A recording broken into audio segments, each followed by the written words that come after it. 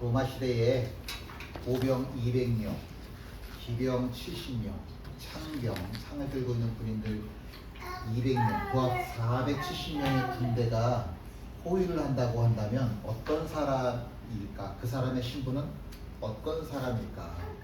로마 시대는 군대 단위가 100명 단위입니다. 지금 우리나라 같은 경우는 군대, 소대, 중대, 대대 이렇게 나가지만 그 당시 로마 시대는 이제 100명의 군인들을 중심으로 백부장 그리고 그 위에 이제 천부장 이렇게 올라가는 거죠.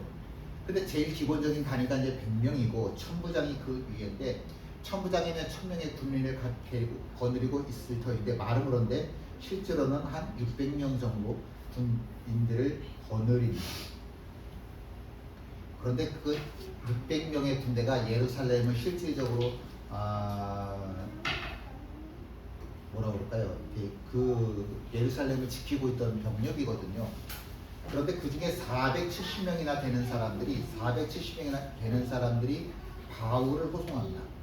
근데 그 바울을 호송하였던 그 470명의 군사가 움직이려면 최소한 총독급이어야 되는 거예요.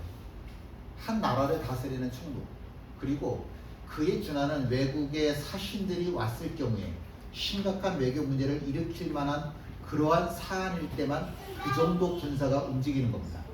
근데 바울은 미결수예요. 재판을 받아야 되는 죄수의 신분인데도 불구하고 그만한 군사력이 동원이 되어져서 바울을 호송하는 겁니다. 이게 사실 썩 이해가 되지는 않는 상황입니다. 바울이 총독도 아니고 그렇다고 정치적인 영향력이 있는 사람도 아닌데 이렇게까지 바울을 지켜야 되나? 사실 아무리 생각해도 이게 쉬운 이야기는 아닌 겁니다. 그래서 명을 받아서 글라우디오 천부장의 명을 받아서 군사들 470명을 동원을 해서 가이사랴 벨릭스 총독이 있는 곳으로 가게 되는 거죠. 어떻게 생각하세요? 이 바울이 죄수의 신분으로 이렇게 끌려가는데 근데 내가 당연히 죄수니까 끌려가듯이 가야 될 텐데 그것도 아니고 힘들까봐 빨리 가라고 말까지 태워줬어요. 자기 주변에 앞, 뒤, 옆 470명의 군대가 빼곡하게 둘러싸서 마치 내가 총독이나 된 듯한 죄수인데 그런 모습으로 이렇게 가이사랴로 내려가고 있다고 한다면 그 바울의 마음이 어땠었을까? 어떨 것 같아요? 물론 죄수의 신분이니까 뭐 두려움이라고 하는 그런 마음도 있었을 겁니다. 그런데 그런 마음보다는 이렇게 지금 군대가 자기를 호위하고 말까지 태워서 가이사랴로 내려가고 있는 자신의 모습을 이렇게 돌아보면 아마도 주님의 음성이 다시 한번 생각나지 않았을까 싶습니다. 주님께서 이렇게 말씀하셨죠. 담대하라. 네가 예루살렘에서 나의 일을 증언한 것 같이 로마에서도 증언하여야 하리라. 바울이 주님의 말씀을 생각할 수밖에 없었을 거예요. 이런 말씀도 생각나지 않았을까요?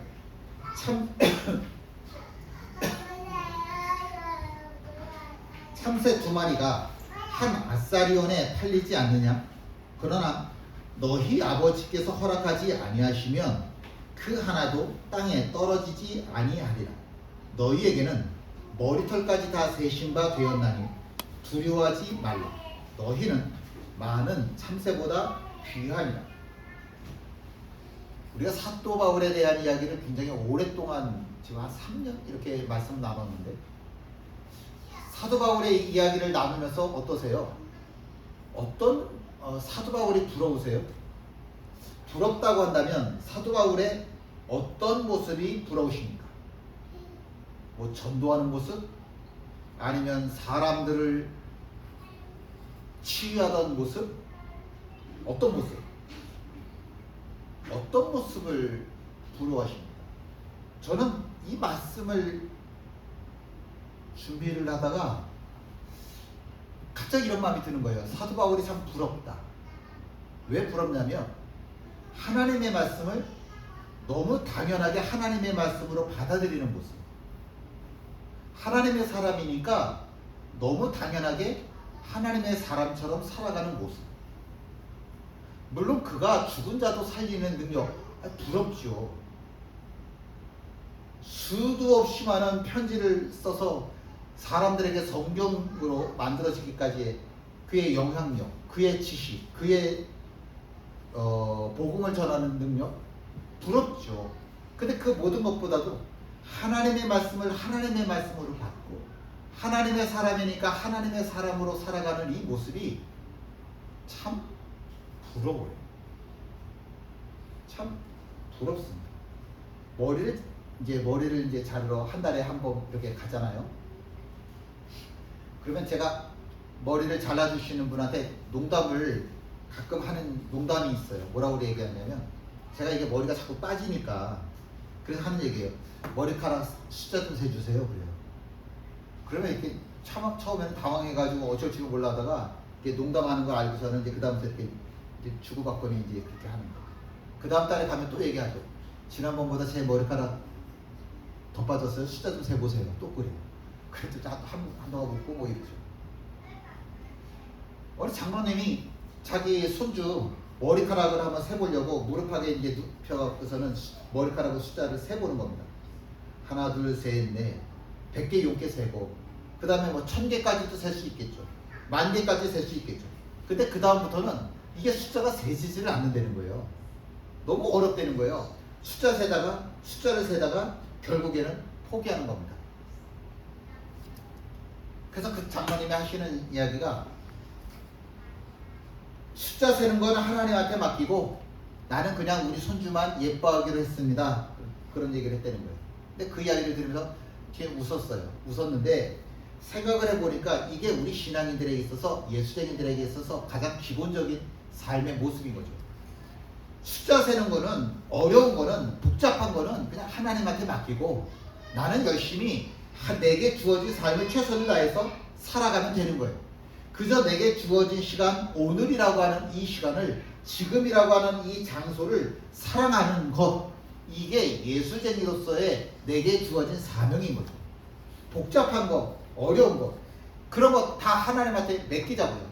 내 머리카락까지도 세시는 하나님한테 내 삶 모든 거 다 맡기고 나는 그저 내게 주어진 삶, 시간, 이 자리, 이것만 살아가면서 열심히 살아가자고요. 나를 책임져 주실 분은 하나님이시지 내 인생 결국 내가 책임질 수 있는 거 없잖아요. 하나님이 책임져 주시는 거죠. 이 진리는 그저 지금만 기록되어져 있는 것이 아니라 구약에도 동일하게 기록되어져 있는 말씀입니다.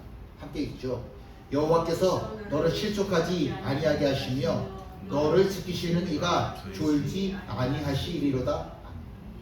성전에 올라가는 순례자를 하나님께서 지키셨고, 가이사랴로 내려가는 사도 바울을 하나님께서 지키셨고, 오늘 성전을 향하여 걸어왔던 우리들의 발걸음을 하나님께서 지키셨습니다. 광야를 걷던 이스라엘의 발걸음을 하나님께서 지키셨고, 헤롯 궁으로 끌려가는 사도 바울을 하나님께서 지켜주셨고, 참새 한 마리가 땅에 떨어지는 것도 하나님께서 지키셨고, 매일 하나님의 말씀대로 하나님의 손을 잡고 살아가는 우리도 하나님께서 지키십니다. 하나님은 5,000년 전이나 2,000년 전이나 오늘이나 동일하신 한 분, 오직 한 분 되시는 하나님이시기 때문에 그렇습니다. 사도 바울이 자기 앞을 봐도 옆을 봐도 뒤를 봐도 이렇게 군대가 자기를 둘러싸고 있는 모습을 보면서 야, 참 신기하다 그 생각을 하고 이제 헤롯 궁으로 들어가게 됩니다. 그래서 벨리스 총독 앞으로 가게 되는데, 그 벨리스 총독이 오자마자 얘기하는 거죠. 헤롯 궁에다가 그 사람 잘 놔둬 라고 이야기를 합니다.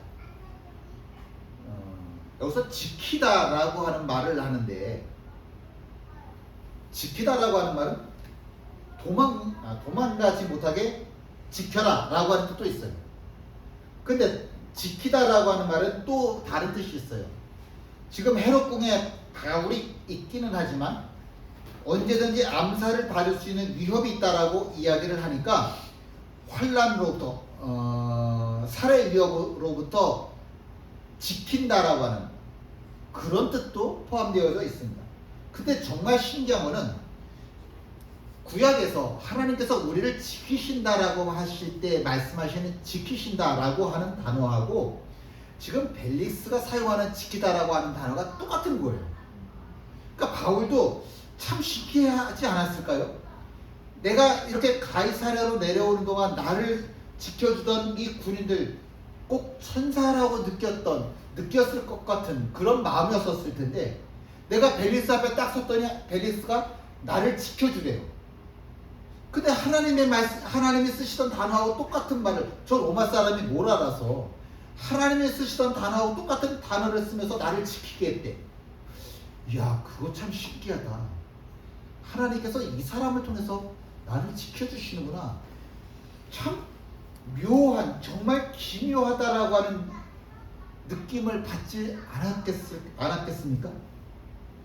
헤롯궁은요, 헤롯이 자기 별장처럼 지은 궁이에요. 이스라엘 가면 아직까지도 궁이 있거든요. 산꼭대기에 있어요. 근데 이 가이사랴라고 하는 곳이 바다에, 지중해 바다가인데 거기에 이제 산이 있고 그 산 꼭대기에 헤롯궁이 있어요. 헤롯이 자기 휴가철에 쓰려고 지어놓은 거였거든요. 얼마나 멋있겠어요. 근데 그렇게 멋있는 헤롯궁도 그가 죽고 나니까 아무 쓸모가 없는 겁니다. 그가 죽고 나서 이제부터는 로마 총독의 관저로, 로마 총독이 머무는 곳으로 사용을 했어요. 정말 헤롯궁 이뻐요. 정말 이쁩니다. 한번 가셔서 볼 수 있으면 한번 보세요. 올라가면 시원한 산바람이 불어오고 저 아래로는 바다가 보이고 이쪽으로는 산 골짜기가 구석구석 보이는 진짜 우리가 얘기하는 그 명당짜리라고 하는 거 있잖아요. 그런 굉장히 아주 아름다운 곳에 위치해 있습니다. 그런데 이 말씀을 이렇게 준비하다가 질문이 생겼어요. 사도 바울은 힘들지 않았을까? 사도 바울은 지칠 때 없었을까? 그런 질문이 생기더라고요. 아니, 내가 복음을 전했으면 복음을 전한 대로 열매가 보이는 것 같은데 그러다가 어려운 일 생겨서 쫓겨나고 복음을 전하다가 열매가 맺어질 것 같으면 또 쫓겨나고 복음을 전하다가 열매 맺으면 또 쫓겨나고 그러다 감옥 가고 또 감옥 가고 또 감옥 가고 이런 자기 삶을 돌아보면서 지치지 않았을까? 그런 질문을 하다가 이 질문을 좀 바꿔보자. 어떻게 바꾸냐면 사도 바울은 하나님일까? 신일까? 사람일까? 피조물일까? 그렇게 질문을 바꿔봤어요. 사도 바울은 피조물일까? 신일까? 당연히 피조물이죠. 당연히 피조물이면 우리는 한결같았을 것 같은 바울도 반드시 뭐 할 때가 있었을 거다? 지칠 때가 있었을 거다. 포기하고 싶었을 때가 분명히 있었을 것이다. 엘리야도 그럴 때가 있었잖아요. 엘리야도 그럴 때가 있었잖아요. 사람인데 맞았어. 안 아프겠어요? 넘어졌어. 힘들어. 안 일어나고 싶겠지. 좌절했어. 그럼 포기하고 싶겠지. 그런 때가 당연히 있는 게 피조물의 삶이잖아요. 이거는 사도 바울이라고 해서 절대로 예외는 아니죠. 근데 저는 이 벳세메스로 올라가는 소 이야기가 너무 은혜가 돼요. 벳세메스로 올라가는 소. 내가 가면 죽을 수밖에 없다라고 하는 거 뻔히 알면서도 내가 가야 되는 길이니까 그 다음에 말이 좋아요. 너무 좋아요. 우는 한이 있어도 울면서도 이 길을 올라가는 이 암소들, 이 발걸음 얼마나 거룩한 발걸음들이냐고요. 소의 발걸음이지만 미물에 불과한 소의 발걸음이긴 하지만 우리네 발걸음보다 훨씬 더 거룩하지 않겠어요? 내가 힘들다고 소리 지를 수 있어. 내가 아프다고 소리 지를 수 있어. 내가 지금 여기 가면 죽으니까 무섭다고 소리 지를 수 있어. 근데 이 소들은 소리는 질러도 울어도 괴로워도 이 길을 울면서도 곧장 올라가고 있는 거죠. 라디오에서 어느 분이 사연을 편지를 보낸 거를 읽어주는 그런 코너가 있었어요. 근데 그 내용이 이런 거였습니다. 자기가 10년 넘도록 교회를 맡아서 열심히 지금 해오고 있는데 너 교회에서 자기가 맡지 않고 있는 일이 하나도 없대요. 모든 일을 자기가 다 맡아서 이 행사만 하면 자기가 다 관계가 돼 있대요. 근데 그렇게 하다 보니까 너무 힘들어서 포기를 하고 싶은데 그런데 이 죄책감이 너무 들더라는 거예요. 내가 하나님의 일을 포기해도 될까 싶은 마음에 너무 이게 괴로워서 그래서 이렇게 편지 사연을 보냈다고 그러더라고요. 근데 그 편지를 이렇게 읽다가 그 DJ가 하는 이야기가 뭐냐면 너무 힘들면 그거 내려놓으세요 그러더라고요. 만약에 그분이 저한테 물어봤다고 한다면 저도 똑같이 얘기를 하겠죠. 내려놓으세요. 하나님은 당신의 마음을 아세요. 그렇게 이야기를 하겠죠. 엘리야도 쓰러진 적이 있는데 근데 하나님께서 그 엘리야를 꾸짖는 것이 아니라 일단 잠을 재워주시잖아요. 그리고 일어나니까 먹을 것 주시고 마실 것 주시고 또다시 재워주시고 그가 쓰러진 듯이 자다가 또 일어났어요. 또 먹을 것 주시고 또 마실 것 주시고 그리고 나서 그에게 너가 이제 마지막 해야 될 사명이 있지? 자 이제 우리 그거 하자. 그렇게 다시 새 힘을 불어 넣어 주시는 겁니다. 하나님께서 쓰러진 자에게 주신 것은 책망이 아니라 쉼이더라고요. 사도 바울에게도 쉼이라고 하는 게 필요하지 않았을까? 가이사랴라고 하는 그 아름다운 곳, 헤롯궁이라고 하는 죄수 주제에 무슨 헤롯궁이야? 생각해 보세요. 죄수 주제에 무슨 헤롯궁이야? 만약에 죄수 신분이 아니면 바울은 헤롯궁 들어가 보지도 못했을 거예요. 근데 죄수 신분이라고 하는 이 정말 말 같지도 않은 신분을 가지고 헤롯궁에 들어와서 그 아름다운 궁을 볼 수 있다라고 하는 거예요. 물론 죄수니까 다 구석구석 보지 못했겠지만 어쨌든 그렇게 자기를 이끄시는 주님의 속죄를 보면서 야 주님이 나를 쉬라고 하시나 보다 그런 일들을 마음을 고백하지 않았을까? 근데 사도 바울은 아마 마음이 급했을 거예요. 왜냐하면 내가 가야 할 곳은 로마지 아무리 아름다운 가이사랴라고 해도 헤롯궁, 화려한 헤롯궁이라고 하더라도 내가 있을 곳은 여기가 아니잖아요. 마음이 많이 좀 초조하지 않았을까 싶습니다. 근데 그의 마음을 더 초조하게 만드는 사건이 일어나요. 그건 뭐냐면 이 총독 벨릭스예요. 이 총독 벨릭스가 뇌물을 너무 좋아해요. 그러니까 그 사람 주변에는 이 뇌물을 바치어서 뇌물로 좀 한 자리 올라가 볼까 그런 사람들이 많이 있었겠죠. 근데 이 사람이 뇌물을 거두는 방법이 아주 특이해요. 어떻게 하는 거냐면 사람들이 재판을 요청을 하잖아요. 재판을 안 해요. 그러다가 그 사람이 뇌물을 주면 그제서야 재판을 시작을 하는 거죠. 사도 바울이 끌려왔는데 이 편지 내용을 보니까 벨릭스 머리에 딱 떠오른 게 뭐냐면 이 사람 신흥 종교 교주쯤 되는 사람인가 보다 이렇게 생각을 하는 거죠. 교주? 돈 얼마나 많이 가지고 있겠어요.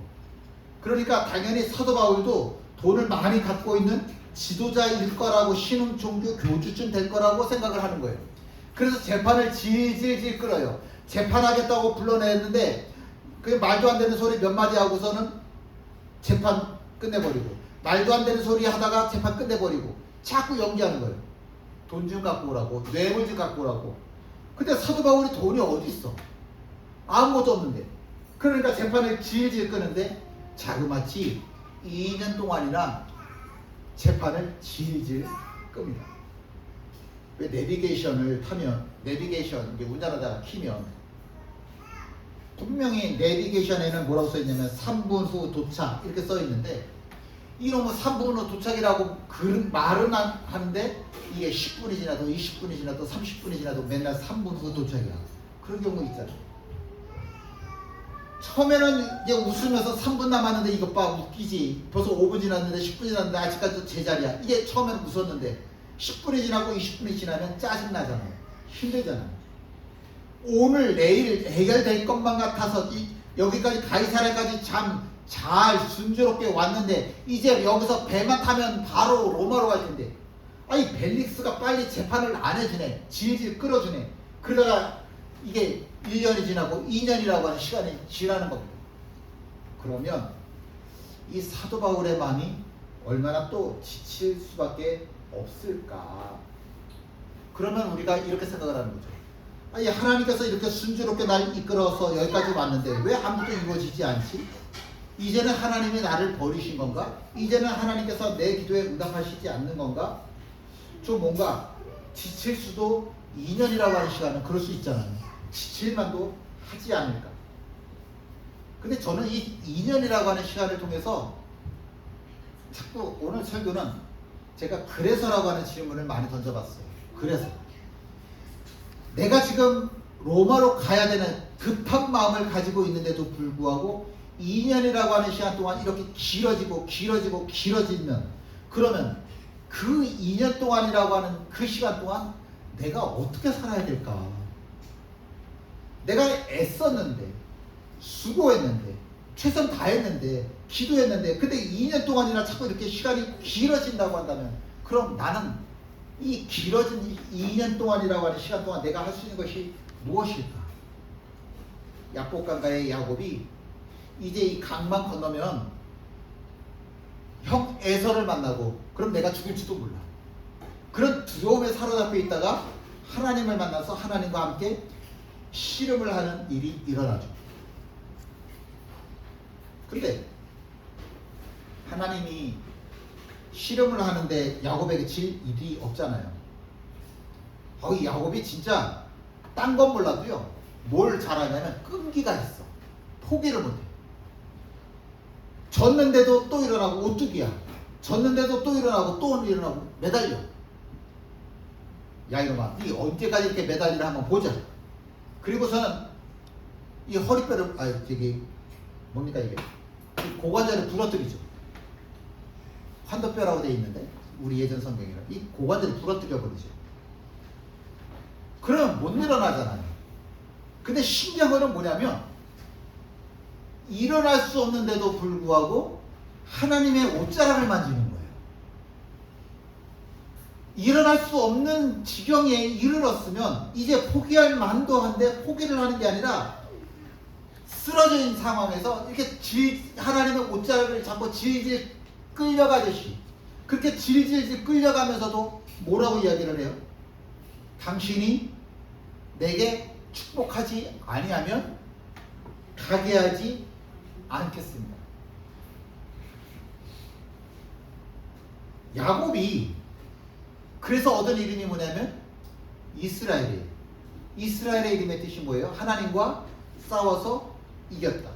근데 하나님과 싸워서 이긴 게 이겼어요? 졌지. 싸워서 졌지. 근데 하나님이 무슨 이름을 주셨냐면 이스라엘이라고 하는 이름을 주셨잖아요. 너가 나와 싸워서 이겼다. 하나님이 이겼대. 어떻게 싸워서 이겼어요? 완력으로 힘으로 싸워서 이겼어요? 아니요. 이 고관절이 부러져서 일어나지도 못했다니까요. 질질 끌려갔다니까요. 근데 넘어진 상태에서도 포기하지 않고 하나님의 옷자락을 잡으려고 하는 이 간절함을 보면서 하나님께서 그래 네가 이겼다 이렇게 말씀을 하시는 거예요. 실제 이겨서가 아니라 포기하지 않는 그 마음, 하나님의 옷자락이라도 붙잡으려고 하는 이 마음이 그래 이 마음이 네가 이긴 거야. 이 마음만 포기하지 않는다고 한다면 너가 포기하지만 않는다고 한다면 너는 이긴 자야 라고 주님께서 말씀하십니다. 우리는 살아가면서 포기할 수밖에 없는 순간들을 수도 없이 많이 만납니다. 끝나지 않을 것만 같은, 그래서 계속해서 기다리고 또 기다리고 또 기다리는 그런 순간들. 벨릭스처럼 뇌물을 줘야만 해결될 것 같은, 이건 말도 안 되는 그런 철벽과도 같은 상황 앞에서 우리가 할 수 있는 것은 내가 상황을 바꿀 수가 없기 때문에, 내가 이렇게 상황을 바꿀 수 없을 때 내가 할 수 있는 일은 뭐냐면 하나님의 옷자락을 붙잡는 거예요. 다른 거는 내가 할 수 없지만 뭐는 할 수 있어요? 내가 옷자락은 붙잡을 수 있잖아요. 그러면 하나님께서 뭐라고 말씀하셔요? 그래, 네가 이겼다. 그래, 네가 이겼다. 그래, 네가 이겼다. 엘리야처럼 쉬어야 될 때는 쉬고, 베스베스 올라가는 소처럼 울 때는 울어요. 그러나 절대로 모난하지 말자, 포기하지는 말자. 지금 3주째 이 말씀을 합니다. 이제는 너무너무 잘 외우시죠? 절대로 잊어먹지 않으시죠? 뭐예요? 하나님이 우리 편이 되어주셨는데 어떻게 우리가 패배할 수 있겠습니까? 하나님께서 우리 편이 되어주셨는데 어떻게 우리가 패배할 수 있겠습니까? 로마서 8장 31절 말씀 하시오. 하나님이 우리 편이 되어주셨는데 어떻게 우리가 패배할 수 있겠습니까? 승리라고 하는 건 뭐예요? 포기하지 않는 마음이 그 자체가 승리거든요. 인생은 결과가 아니라 과정이라고. 결과라고 한다면 매 순간 우리가 결과물을 만들어내지 못했다고 한다면 오늘 내가 실패한 거고, 내일도 나는 실패한 거고, 그 다음 날도 나는 실패한 자예요. 그러나 인생의 과정이라고 하는 이름에 주어진 시간이라고 한다면 우리는 매일매일 하나님과 더불어 시작하는 모든 시간들이 우리에게는 승리가 되어지는 거죠. 오늘 이렇게 기도합니다. 넘어지는 순간에도 주님의 손을 놓지 않게 하소서. 기다림의 시간에도 끝까지 붙들게 하소서. 흔들려도 걸어야 할 길에서 벗어나지 않게 하소서. 함께 나셔서 찬양하십니다.